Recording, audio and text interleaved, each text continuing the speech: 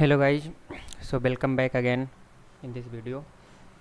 सो अभी last video में हमने एनसीईआरटी क्लास 10th मैथमेटिक्स का चैप्टर 2 को स्टार्ट किया था। तो इस चैप्टर के स्टार्टिंग में जो भी कॉन्सेप्ट दिए हुए थे उन कॉन्सेप्ट्स को हम यहाँ पे वो उस वीडियो में पढ़े थे। तो अभी उन्हीं कॉन्सेप्ट से रिलेटेड यहाँ पे एक एक्सरसाइज दिया गया है, एक्सरसाइज 2.1। तो इस एक्सरसाइज को हम यहाँ पे सॉल्व करते हैं, राइट। सो बेसिकली इसमें दिया गया है कि अभी कॉन्सेप्ट्स क्या पढ़े थे हम उस वीडियो में, वो हम एक बार रिवाइज कर लेते हैं। तो उसमें क्या था कि हमने डिग्री क्या होती है पॉलिनोमियल, वो चीज़ पढ़ा था। और फिर अगर 1 डिग्री का पॉलिनोमियल है तो उसको लीनियर पॉलिनोमियल बोलते हैं, 2 डिग्री का है तो उसको क्वाड्रेटिक पॉलिनोमियल बोलते हैं, एंड देन अगर 3 डिग्री का है तो उसको क्यूबिक पॉलिनोमियल बोलते हैं। ऐसा हमने पढ़ा था। उसके बाद हमने सारे ये पॉलिनोमियल्स के जनरल इक्वेशंस की बात की थी, है ना। हर एक का जनरल इक्वेशन यहाँ पे, जैसे लीनियर का पॉलिनोमियल का general equation A X plus B है, क्वाड्रेटिक का A X square B X plus C है, एंड देन क्यूबिक का A X cube plus B X square plus C X plus D, है ना। तो ये हमारे जनरल इक्वेशन हो गए थे 3 टाइप के पॉलिनोमियल के। देन हमने इन पॉलिनोमियल्स के इसका ग्राफिकल रिप्रेजेंटेशन देखा था। तो ग्राफिकल रिप्रेजेंटेशन जब हमने देखा था तो वहाँ पे हमारा एक एक्स एक्सिस था जिसमें हम वेरिएबल की वैल्यू को पुट करते थे। ये हमारा एक्स एक्सिस था, एक्स एक्स डैश ना, तो इसको एक्स एक्सिस बोलते हैं, जिसमें हम एक्स की वैल्यूज को पुट करते थे। और जो दूसरा लाइन था वाई वाई डैश, राइट। तो इस पे हम जो हमारी इस पॉलिनोमियल की वैल्यू आती थी जिसको कि हम y मानते थे, जो कि इक्विवेलेंट है किसके, px के, राइट। तो वो चीज़ यहाँ पे y एक्सिस पे प्लॉट करते थे। तो जब हमने प्लॉट किया तो हमने लीनियर के लिए प्लॉट किया, तो लीनियर का प्लॉट ऐसे एक लाइन बनता था जो, और क्वाड्रेटिक इक्वेशन की जो क्वाड्रेटिक इक्वेशन होता था उसका ग्राफ ऐसे एक पैराबोला बनता था। और जो क्यूबिक पॉलिनोमियल था उसका भी ग्राफ समहाउ, अगर हम कलर बदल के इसको ड्रॉ करें तो I think it will be more clear. तो क्यूबिक पॉलिनोमियल का जो ग्राफ था वो समहाउ ऐसे करके कुछ प्लॉट होता था, 3 पॉइंट्स पे कट करते थे। तो वहाँ पे इस कॉन्सेप्ट से हमने ये देखा था कि अगर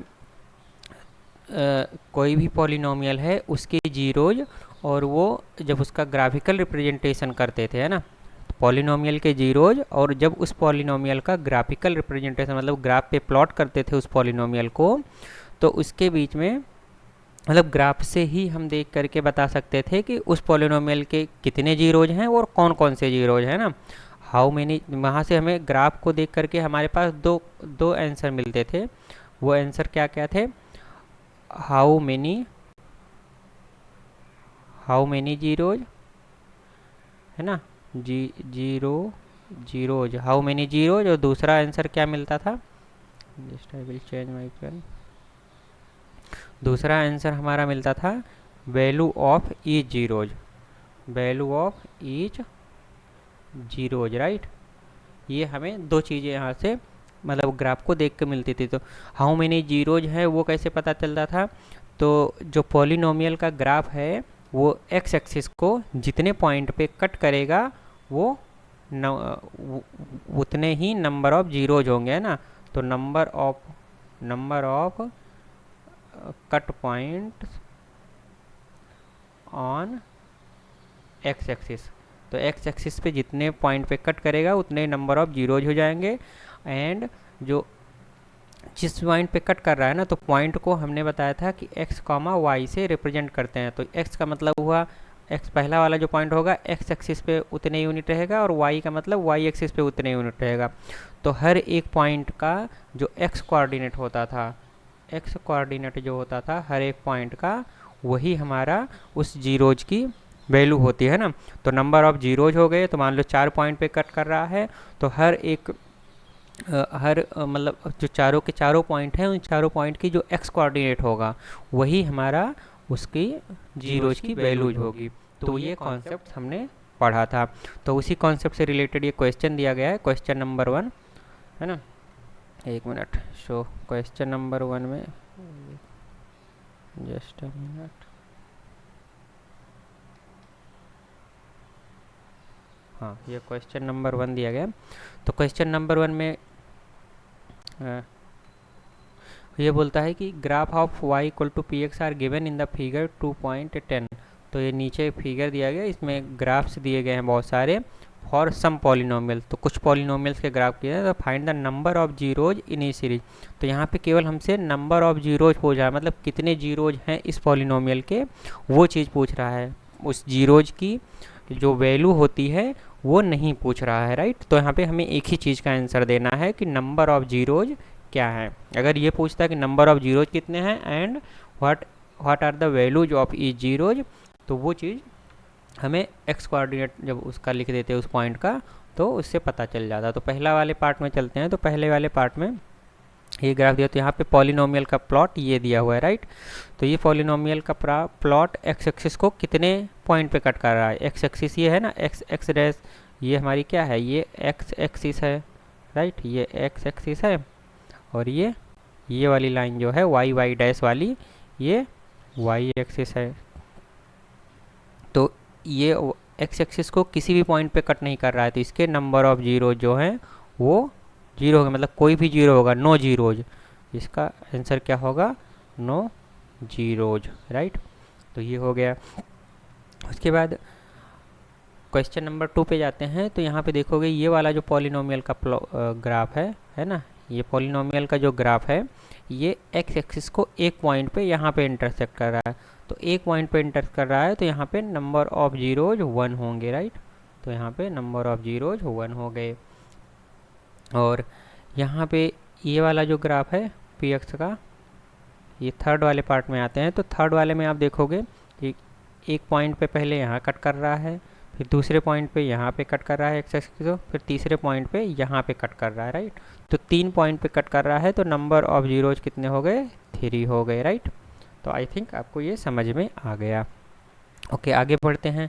आगे आप देखोगे फिर ये किसका, कौन से पॉलिनोमियल का ग्राफ होता है, ये क्वाड्रेटिक पॉलिनोमियल का ग्राफ होता है। बाकी सब में हमने जो स्टैंडर्ड 3 पढ़े हैं ना, लीनियर और क्वाड्रेटिक और क्यूबिक, तो वो हम यहाँ पे बता सकते हैं, मतलब ग्राफ देख के। बट और ये किसी और पॉलिनोमियल का ग्राफ होगा वो हमें पता ही नहीं, मतलब एक्स की पावर 4 माइनस कुछ ऐसा होगा ना, तो वो हमें नहीं पता है। तो उस तो हमें पता भी अभी, मतलब इस स्टैंडर्ड पे नहीं पता होना चाहिए, वो मतलब पूछा भी नहीं जाएगा एग्ज़ाम में।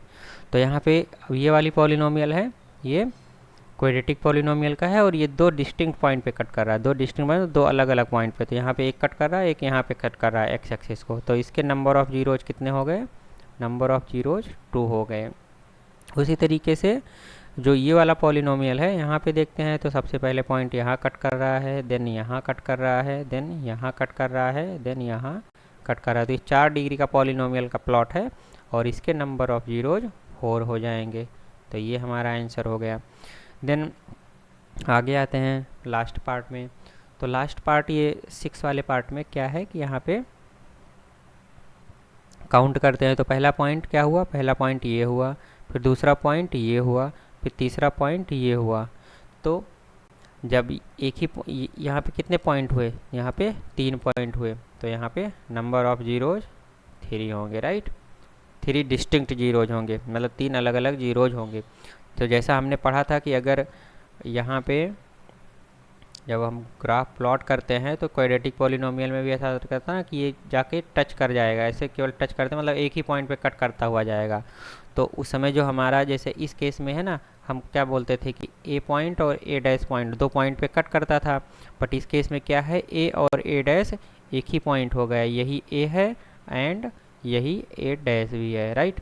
तो ए और ए डैश दोनों पॉइंट यही है, तो दोनों के दोनों जीरो जो आ रहे हैं क्वाड्रेटिक के, वो जीरो हो सकते हैं। तो हो सकता है यहाँ पे भी वही चीज़ है कि यहाँ पे हो सकता है ये 5 डिग्री की पॉलिनोमियल हो।